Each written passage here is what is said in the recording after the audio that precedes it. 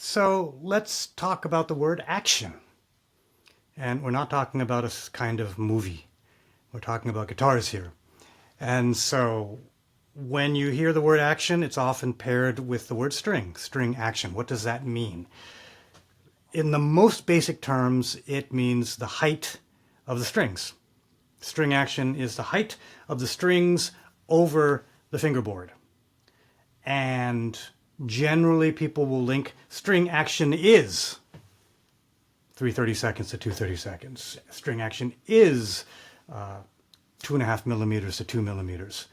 Then they'll say something like measured at the 12th fret.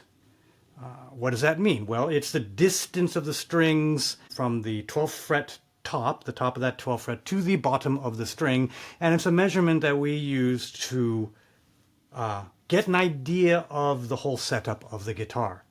Now, if you think about a guitar, you've got a fingerboard, you've got a nut, you've got the strings that are breaking over the nut. They're going up to the bridge and the bridge saddle here on the soundboard. And so you have this big triangle, this long triangle. And so the action here at the 12th fret, nearby where it joins the body, is going to be a measurement that gives you an idea of what this triangle looks like, and i.e. what the distance is here and what the distance is here. And as you're playing the fingerboard, how comfortable or uncomfortable it is. How's that for high school geometry?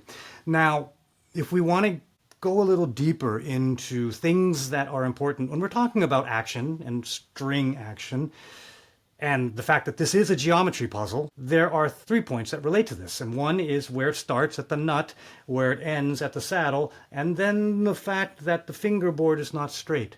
There is a bow to the fingerboard. There is relief to the fingerboard. And so you have what I call nut action, which would be the distance between the bottom of the nut groove and the top of the first fret. If that nut groove is below the plane of the first fret, second fret, third fret, well, when you play open strings, it's going to buzz, and you need to raise the action at the nut. But the lower you get, the closer you get the bottom of that groove to the top of that string, the lighter the action, the ease of feel, the playability of the instrument will be improved. So you want to get that as low as possible. And production instruments like Walden in the $500 range, we aim for 0.5 millimeters or less for that measurement. $30,000 guitars, it might be 0.1. It might be so little that you can't even see it. You can only plink it you can only hear it. And we can go through that in a future video. The second piece of geometry is that bow. If the guitar neck is dead flat for a steel string, as that string vibrates as you're playing, you're also going to hear a buzz, which is why there is neck bow with Walden measured at the 7th fret. We look for 0.25 millimeters plus or minus 0.05, which is 0.2 to 0.3 millimeters.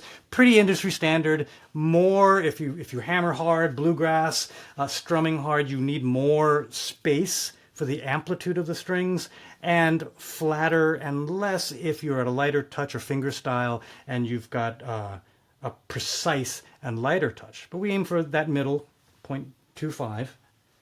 After which, with those, then you can talk about string action, because you're adjusting different points on this larger triangle. And where is that action adjusted? Well, it's at the saddle. You reduce the saddle height through sanding, usually. You raise the saddle height for typical acoustic guitars by putting in a shim or swapping out for a higher saddle. And you use the truss rod to adjust for playability, not for string action.